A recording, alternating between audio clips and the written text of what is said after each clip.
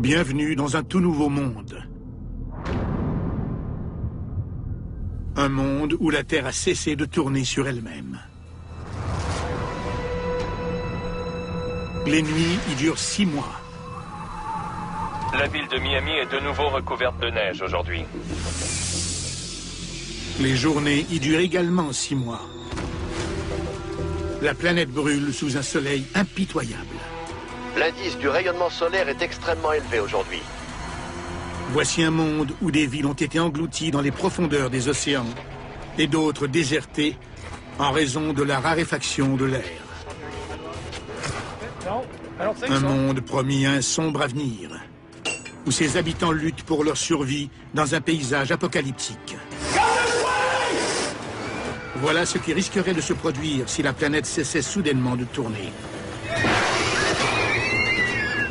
Parce que sur Terre, un seul changement entraîne de multiples conséquences.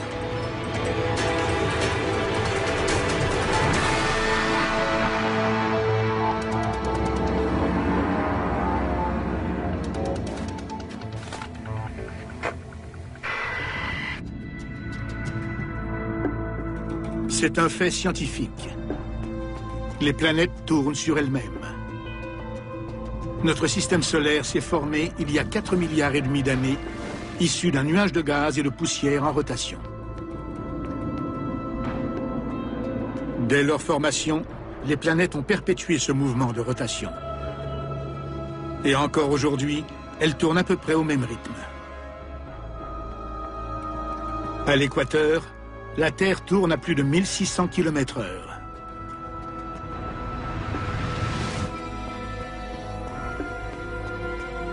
La Terre ralentit peu à peu, d'environ 2 secondes tous les 100 000 ans. Mais aujourd'hui, nous allons accélérer ce phénomène. D'ici 5 ans, la Terre aura complètement cessé de tourner sur elle-même. Qu'adviendra-t-il de nos océans, de nos continents, de l'air que nous respirons?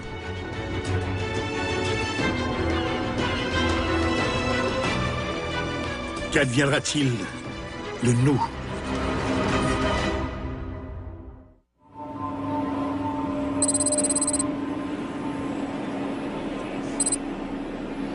Le premier jour, le changement de vitesse de la rotation de la Terre est à peine perceptible, moins d'1 km/h. Pourtant, les conséquences sont dramatiques. À l'aéroport international de Miami, les premiers signes de perturbation se manifestent. Miami Tower, American 553, just turned on final. La plupart des avions commerciaux se dirigent à l'aide de systèmes GPS, qui permettent de déterminer la position de l'appareil grâce à des signaux émis par des satellites. L'une des composantes essentielles de ce système de localisation est le temps. Les horloges des satellites sont en contact quasi permanent avec le sol. Le gouvernement américain règle l'heure grâce à des horloges atomiques, les plus précises qui soient. Le ralentissement de la Terre ne dérègle pas ces horloges. Par contre, les systèmes au sol qui communiquent avec les satellites ne se trouvent plus à l'endroit présumé par ces satellites. Les systèmes GPS ne s'adaptent pas à un tel changement radical du régime de rotation de la Terre. Ce ralentissement sème le chaos dans un système qui était minutieusement réglé. Les conséquences sont catastrophiques. Les erreurs des ordinateurs font atterrir les avions loin des aéroports. Tower, American 721, aborting approach. Des centaines de milliers de vies sont menacées.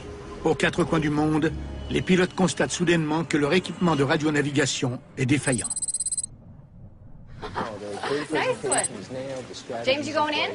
No, I should be there for 9. À près de 2000 km de Miami, à Chicago, le léger décalage temporel qui paralyse l'aviation demeure imperceptible pour la plupart des gens. Mais en réalité, le ralentissement de la rotation de la Terre a déclenché une réaction en chaîne qu'il est désormais impossible d'enrayer.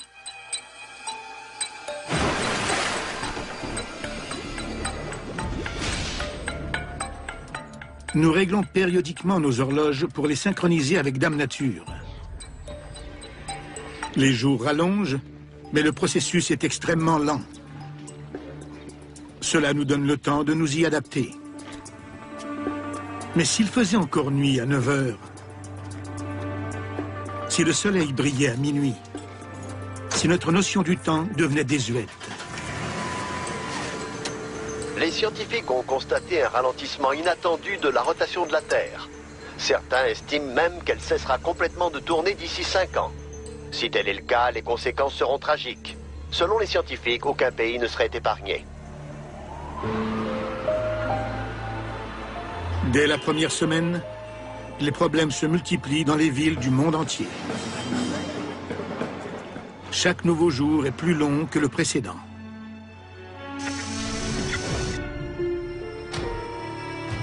Les secondes et les minutes deviendront bientôt des heures et des jours. La bourse mondiale d'une valeur de 36 billions de dollars est en chute libre aujourd'hui. Le climat d'incertitude a eu raison de la confiance des investisseurs. Qu'adviendrait-il d'un monde divisé en jours de 24 heures s'ils en comptaient désormais plus de 24?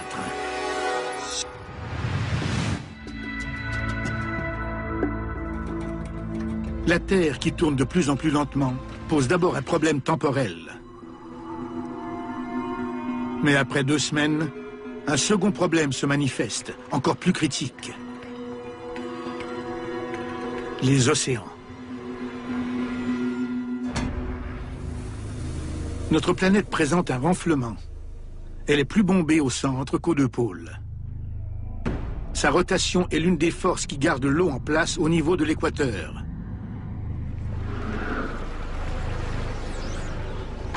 Mais comme la puissance de cette force diminue, les océans se mettent à bouger. Les mers s'écoulent peu à peu de l'équateur en direction des pôles. Plus d'1 milliard de kilomètres cubes d'eau se déplacent.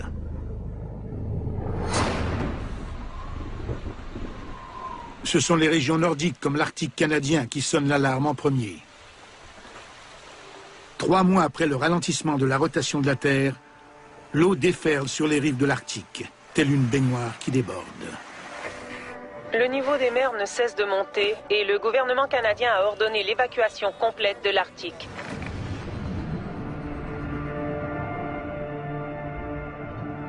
Le ralentissement de la rotation de la Terre a une autre répercussion menaçante. La variation du niveau des mers entraîne une modification de l'air que l'on respire. L'atmosphère est répartie également autour de la planète et son mouvement de rotation suit le même rythme que celui de la Terre.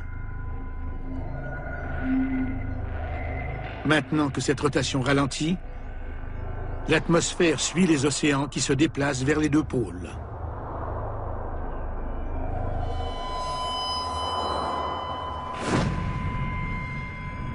Les villes des tropiques sont les premières touchées, dont Rio, Mumbai et Singapour. L'air y est de plus en plus difficile à respirer. Plus au nord, les villes situées à plus haute altitude commencent aussi à éprouver des ennuis. Aux États-Unis, les adeptes d'escalade au Colorado en souffrent. À une altitude de 1500 mètres, ils ont plutôt l'impression de respirer à 4500 mètres. L'être humain peut ressentir les effets du mal de l'altitude à moins de 2500 mètres.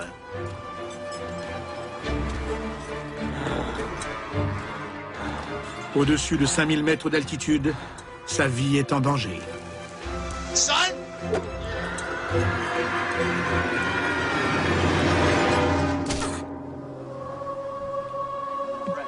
Le monde se transforme à un rythme accéléré et le pire est encore à venir.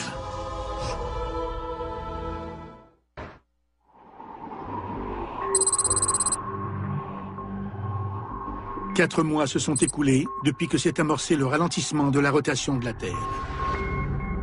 Sa vitesse a diminué de plus de 225 km/h.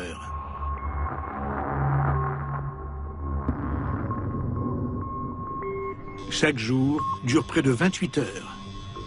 ce qui se traduit par 2 heures supplémentaires de clarté et 2 heures supplémentaires d'obscurité.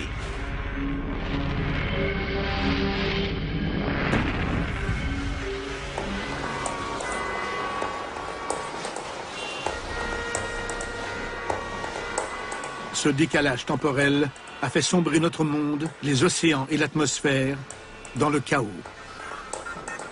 Les autorités russes rapportent que les vastes champs pétrolifères du pays sont submergés. Le pays est aux prises avec une crise du pétrole à l'approche de l'hiver.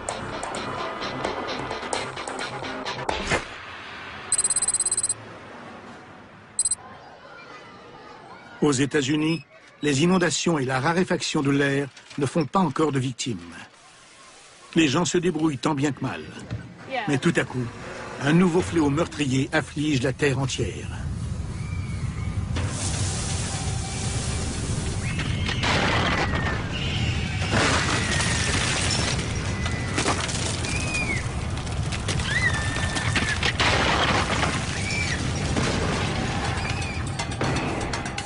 Les tremblements de terre.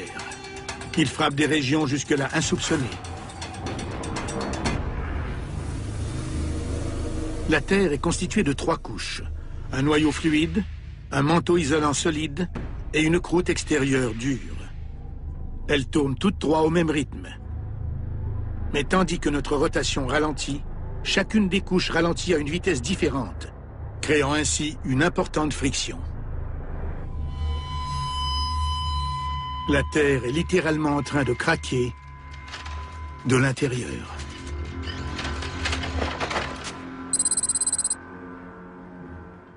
Les eaux qui entourent San Francisco ont toujours été sujettes aux tremblements de terre.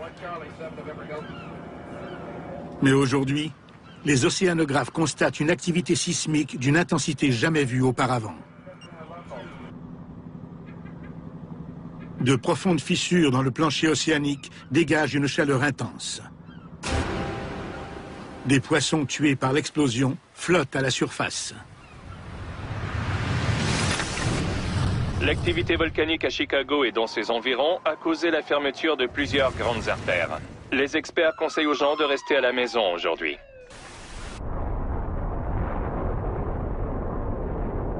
Les désastres géologiques ne sont qu'un des effets dévastateurs du ralentissement de la rotation de la Terre. Les océans en déplacement sont tout aussi menaçants. Une diminution de la force centrifuge signifie que les océans continuent de s'échapper de l'équateur pour se diriger résolument vers les pôles.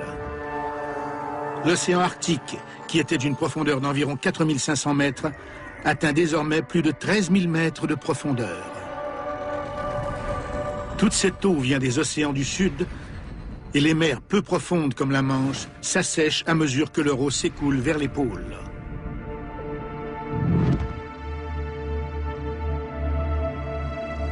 Pour la première fois de l'histoire connue, la Grande-Bretagne est rattachée au continent européen et l'Irlande est reliée à l'Angleterre. Il est désormais possible de marcher de Londres à Paris.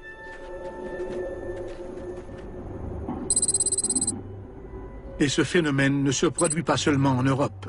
Les célèbres plages de Miami se retrouvent à l'intérieur des terres, pendant que les océans déferlent sur les pôles. Cuba et la Floride sont aussi reliés par voie terrestre. Le Mexique s'est étendu du tiers de sa superficie. Et il n'y a pas que l'eau qui se déplace. Plus la rotation de la Terre ralentit, plus la couche atmosphérique rejoint les tiers supérieurs et inférieurs du globe. Ce sont les seuls endroits où l'air est encore respirable. New York, Londres, Toronto sont toujours sans danger. Mais la ville de Mexico et d'autres importantes agglomérations urbaines du Sud sont maintenant condamnées. Leur air est devenu irrespirable.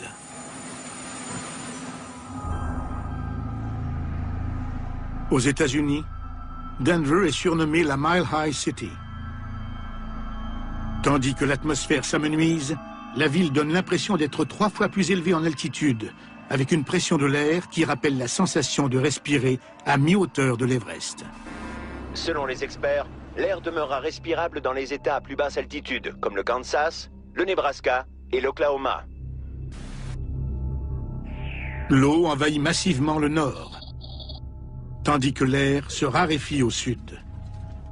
Mais quelques terres habitables subsistent encore au centre de l'Amérique du Nord. These areas are not expected to flood. They are calling this the habitable zone. Demeurer à Denver est une condamnation à mort. Come on, guys, let's go. Les enfants et les aînés en ressentent déjà les effets néfastes. You okay? Bientôt, l'air sera mortel pour tout le monde.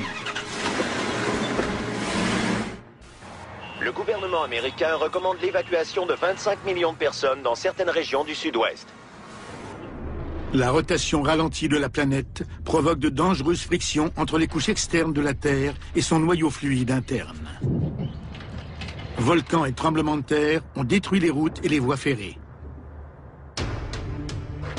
Plusieurs autoroutes sont fermées à travers le pays et ceux qui voyagent en voiture doivent savoir que les routes ne sont pas sécuritaires.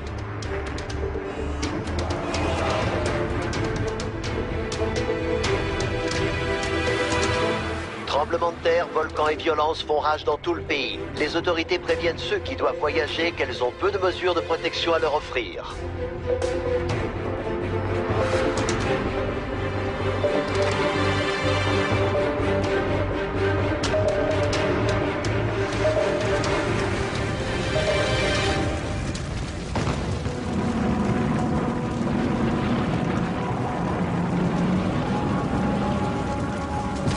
Ceux qui risquent leur vie pour gagner des parties du pays encore habitables sont témoins des perturbations géologiques qui découlent du ralentissement de la rotation de la Terre.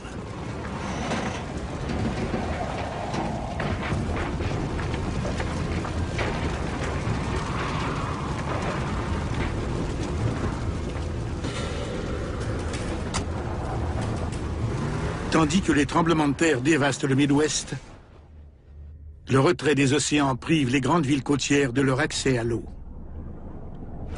New York, Boston et Halifax se trouvent maintenant à l'intérieur des terres. L'Australie et l'Indonésie se sont réunis pour former un nouveau continent. Et la côte peu profonde de l'Asie n'a plus rien d'une côte.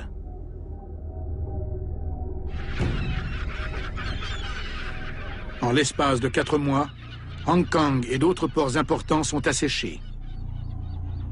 Le transport maritime est paralysé aux 4 coins de la planète.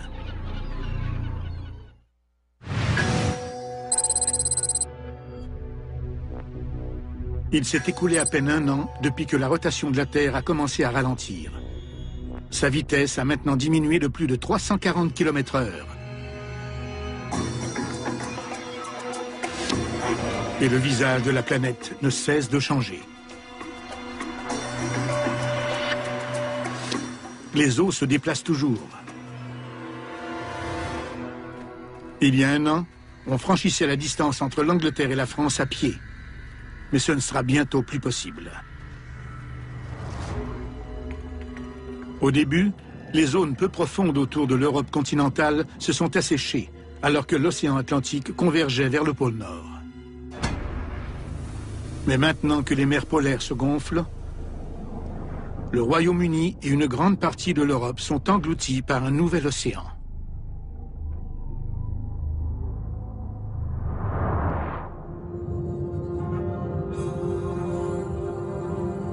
Londres a disparu. Berlin a disparu. Et Moscou aussi. Ces villes européennes historiques se retrouvent au fond d'une nouvelle mer. Des centaines de millions de personnes vivaient ici. Le Grand Nord canadien a également disparu. Il repose entièrement sous l'eau. les métropoles du pays ont résisté. Toronto, Vancouver et Montréal. Mais les vastes océans sont toujours en mouvement.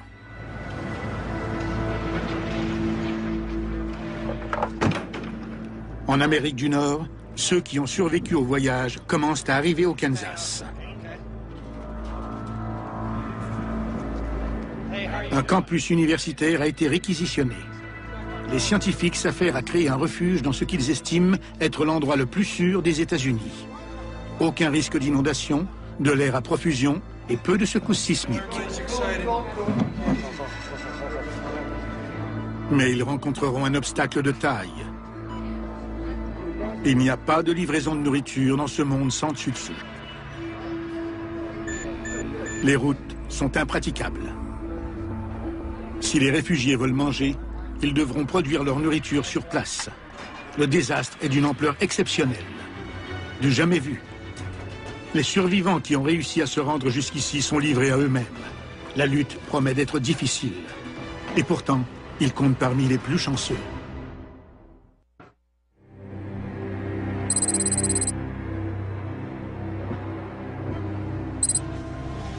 Il n'aura fallu que 2 ans et demi pour que la rotation de la Terre ralentisse à 320 km/h.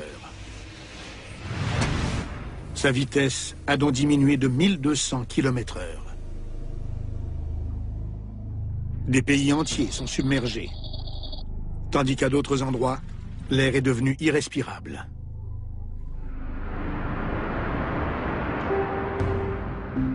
Les survivants subissent une autre conséquence dévastatrice de ce ralentissement. Aux 4 coins du monde, des gens tentent désespérément de dormir. Chaque journée dure maintenant 2 jours et demi plus longtemps. C'est la même chose pour chaque nuit. L'être humain n'est pas fait pour dormir dans un monde où il fait jour pendant plus de 60 heures consécutives. Il ressent la même sensation qu'un décalage horaire, mais cette fois, c'est un état permanent.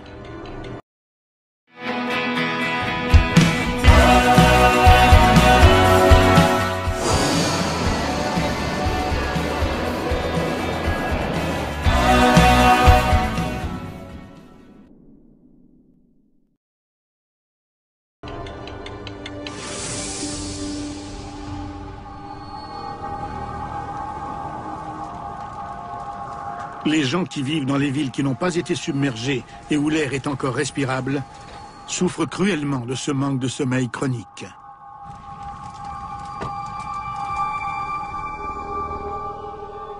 Ils ont la vue embrouillée et ils manquent de contrôle musculaire. Hey, you okay?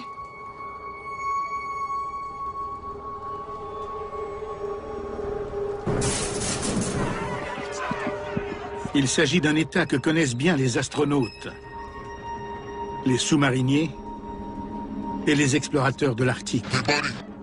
La fatigue engourdit le cerveau et la perception du monde s'en trouve altérée.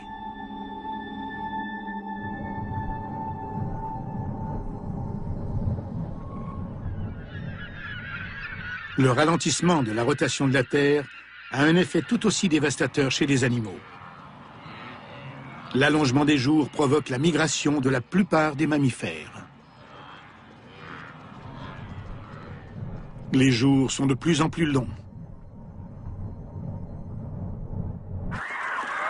Des oiseaux migrateurs périssent car ils n'arrivent pas à gagner le sud à temps et ils gèlent pendant les longues périodes de noirceur et de froid.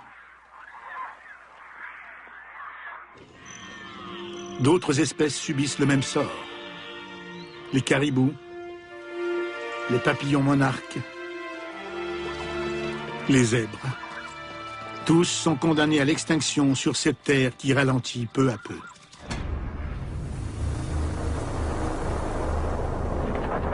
Tandis que les océans poursuivent leur chemin vers les pôles, un nouveau supercontinent se forme aux latitudes moyennes de la Terre.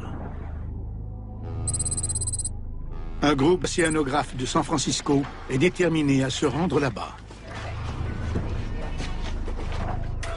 Ces survivants veulent repartir à zéro sur ce qui était autrefois le plancher océanique. Leurs chances de survie sont meilleures que dans les grandes villes. Il s'agit d'une décision dictée par le désespoir. Mais sur cette planète en péril, rares sont les options sûres.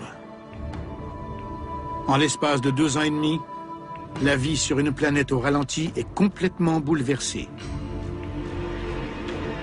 Et le pire est encore à venir.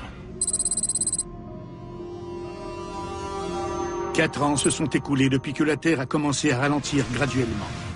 Aujourd'hui, elle tourne à 60 km/h.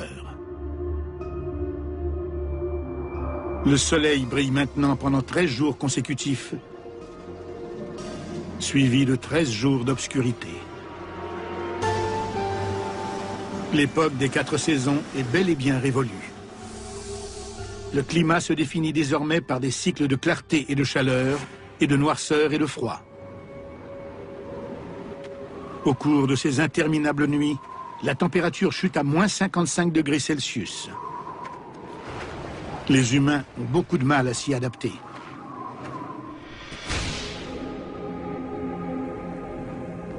Les villes nord-américaines ont été englouties par les océans Atlantique et Pacifique, qui ne forment plus qu'un.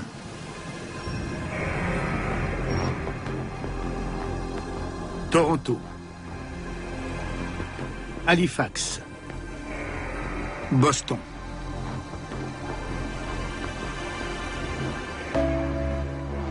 Des millions de personnes ont péri aux États-Unis et au Canada.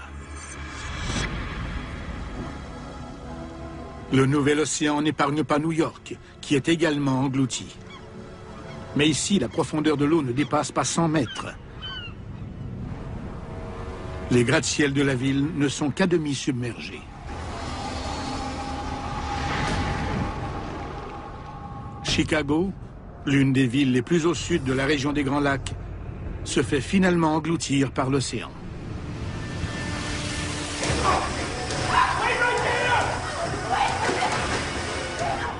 Ceux qui étaient restés fuient maintenant la ville dans un climat de panique généralisée. L'eau commence à s'infiltrer dans le métro et elle coule à flot dans les égouts.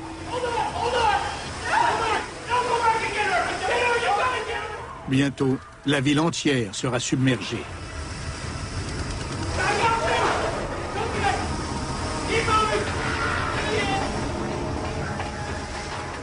Dans un monde où les vastes océans sont encore en déplacement, il reste très peu d'endroits sûrs.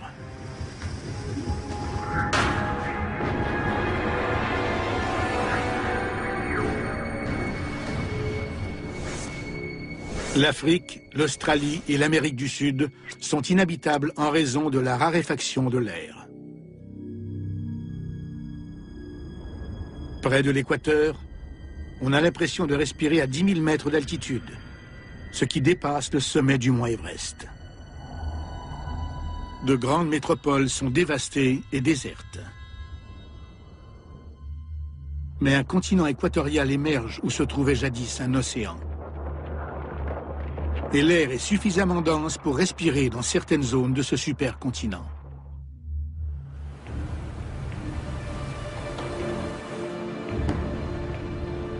Un navire avec à son bord de jeunes explorateurs met le cap vers l'ouest pour établir une nouvelle colonie sur ce qui était le plancher océanique. Leur périple est dangereux. Les systèmes GPS ne fonctionnent plus sur la Terre ralentie. Même les cartes marines sont désuètes, les océans étant en perpétuel mouvement.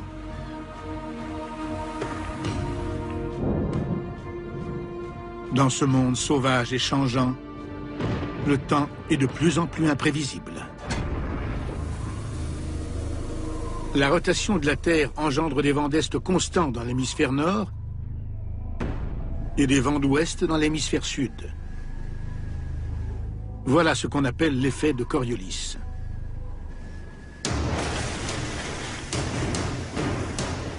Mais à mesure que la rotation de la Terre ralentit, la configuration des vents devient imprévisible. De nouveaux anticyclones se forment et balaient la planète. Des tempêtes déchaînées s'abattent sur les océans. Elles peuvent durer des semaines.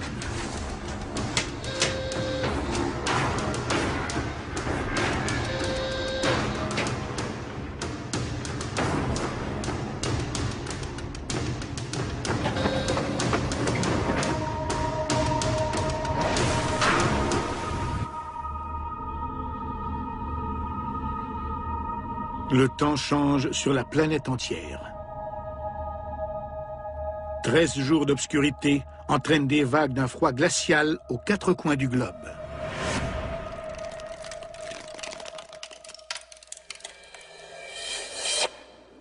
La ville de Miami est de nouveau recouverte de neige aujourd'hui, alors qu'une autre tempête nocturne souffle sur le pays. On s'attend à ce que le blizzard dure 12 jours, jusqu'à ce que le soleil se lève. Les villes comme Miami ne sont pas outillées pour s'adapter à de telles conditions hivernales.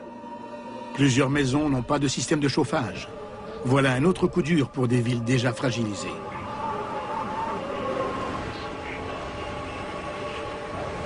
Et la vie sur Terre promet de devenir encore plus pénible.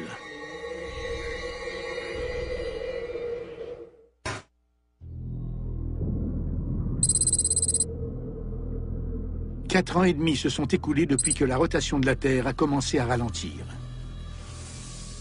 Auparavant, elle tournait à une vitesse de 1600 km/h. Désormais, c'est à peine si elle tourne. Le soleil brille pendant 16 jours consécutifs. Tandis que la rotation ralentissait graduellement, les océans se sont déplacés vers les pôles. 2 nouveaux océans se sont formés.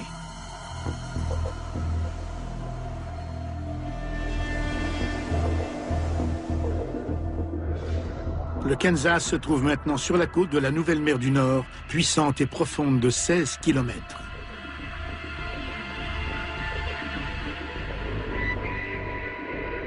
Seulement 800 000 km² des États-Unis sont désormais habitables. Moins d'un dixième de l'ancienne superficie du pays. Les colons se sont créés des installations pour cultiver leurs aliments tout en se protégeant des variations extrêmes de température, qui passent de la chaleur accablante au froid sibérien.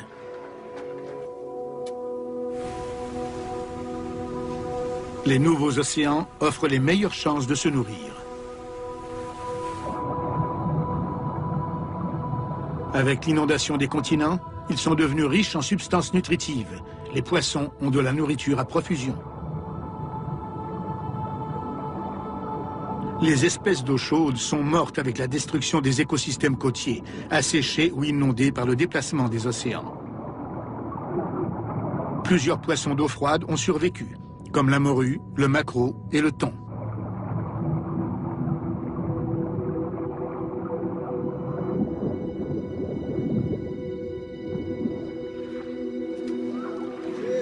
Des hommes et des femmes qui avaient vécu de l'agriculture se mettent à la pêche, là où un nouvel océan recouvre les plaines du Midwest.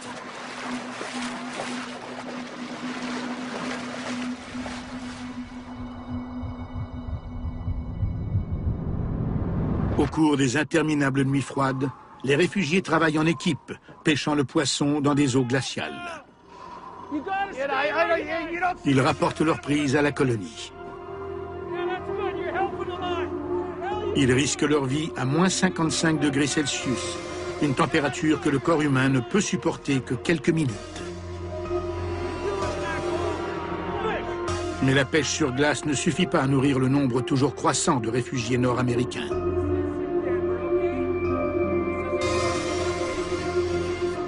L'heure est grave. Tandis que la rotation de la Terre continue de ralentir, la neige cesse sans fin de tomber. L'effet de Coriolis dû à la rotation de la Terre contrôlait les conditions météorologiques, mais il est désormais négligeable. Les tempêtes sont de plus en plus prévisibles. Une rotation ralentie donne naissance à un régime climatique plus stable. Mais il y a encore d'importantes variations de température entre les journées torrides et les nuits froides.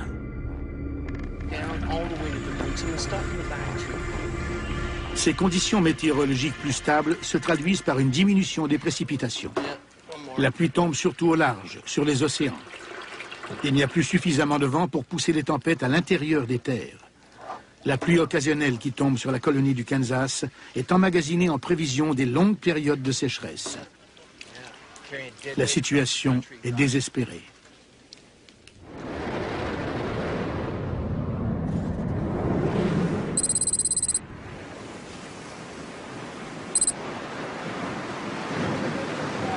En mer, les océanographes qui sont partis de San Francisco s'échouent sur le supercontinent.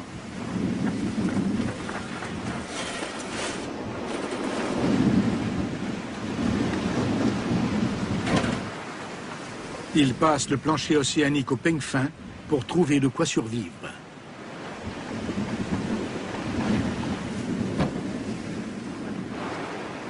Leur décision de vivre isolés là où se trouvait auparavant l'océan est risquée. Contrairement aux réfugiés installés au Kansas, ils ne disposent que des ressources qu'ils ont emportées avec eux et de ce qu'ils parviendront à récupérer. Par contre, s'ils réussissent, ils jouiront de la plus vaste superficie de terre habitable de la planète.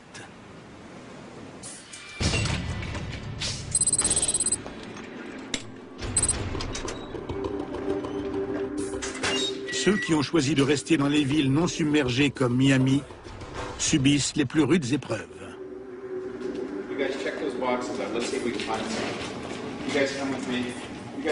Ici, la vie est sauvage. Il n'y a presque rien à manger. Les coupures d'électricité sont monnaie courante. L'eau potable est difficile à trouver. Il n'y a plus de livraison de denrées alimentaires, que ce soit par voie terrestre ou maritime. Le confort que procuraient les progrès technologiques est chose du passé. Quand les ressources disponibles seront épuisées, Miami n'aura plus rien à offrir à ses habitants.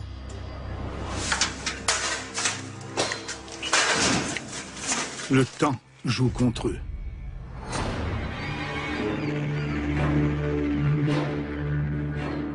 Certains, voyant la fin approcher, décident de partir.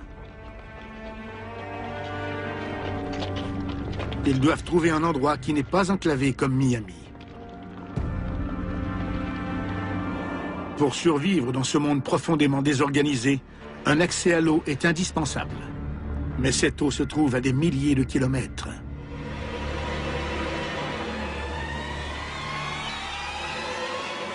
Les océans sont l'une des dernières sources de protéines animales de la planète.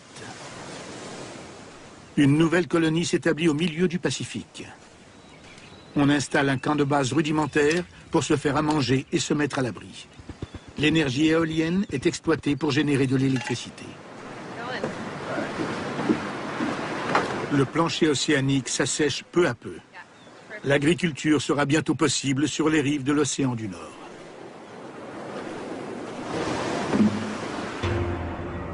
Mais à la nuit tombée, le climat hostile menace la survie des colons.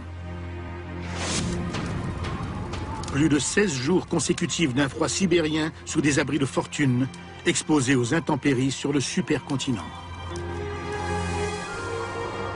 Sans compter que lorsque la Terre cessera complètement de tourner, d'autres changements funestes affecteront la planète.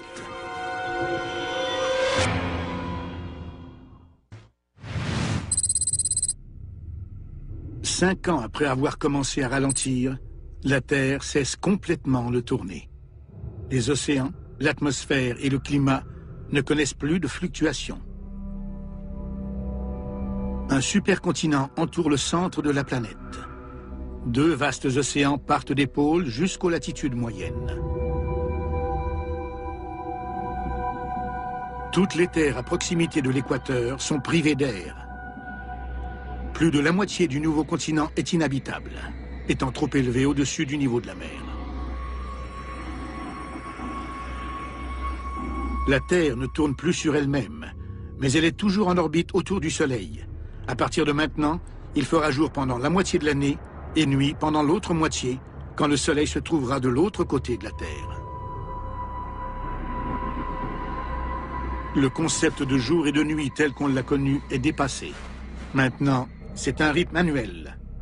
6 mois de clarté et de soleil, suivis de 6 mois d'obscurité et d'ombre.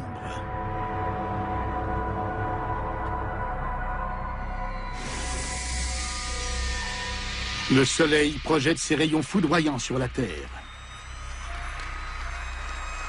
Dans les zones situées directement sous sa lumière éblouissante, les températures atteignent 55 degrés Celsius. Tout ce qui se trouve sur son passage est balayé par des vents violents.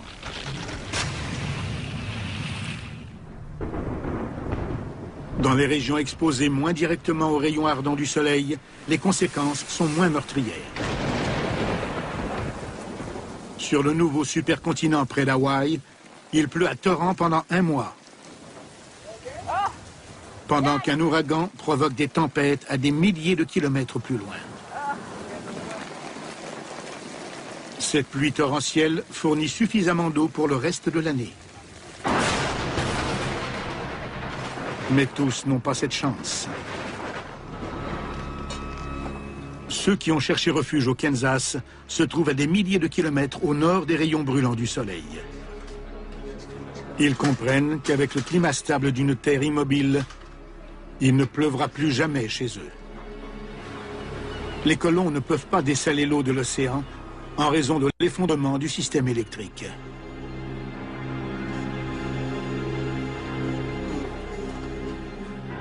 Le monde n'a plus qu'un seul régime climatique, entièrement régi par le Soleil. Il n'y a plus de vent et plus de système de pression.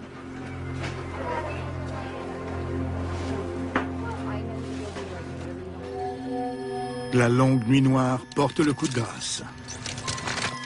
La température nocturne plonge sous la barre des moins 55 degrés Celsius, soit près de 20 degrés plus froid que l'hiver arctique moyen. Les nouveaux océans polaires gèlent et demeurent gelés à l'année. Sur une terre immobile, les habitants du Kansas sont condamnés. La colonie établie au milieu du Pacifique se trouve à 1700 km de la trajectoire du Soleil. Ils peuvent pêcher sans avoir à casser la glace.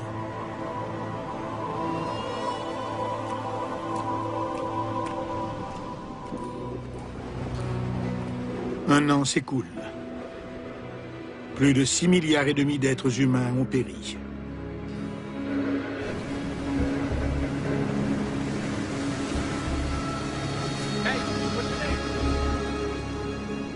Quelques rares survivants parviennent à gagner l'un des derniers endroits sur Terre où il est encore possible de respirer et de survivre au climat.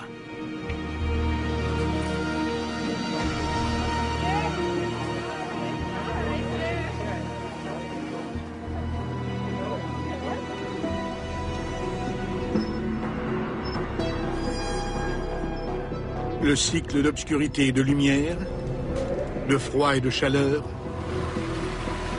d'humidité et de sécheresse se répétera jusqu'à la fin des temps. Le soudain ralentissement de la rotation de la Terre a reconfiguré la planète entière. Évidemment, ça ne se produira jamais ainsi. Mais cette simulation nous fait prendre conscience de l'équilibre précaire qui préserve notre planète. 75% des Américains croient aux phénomènes inexpliqués et la moitié d'entre eux affirment avoir expérimenté le paranormal. Vous seriez surpris de savoir qui. Fantômes chez les stars, dans un instant, à Canal D.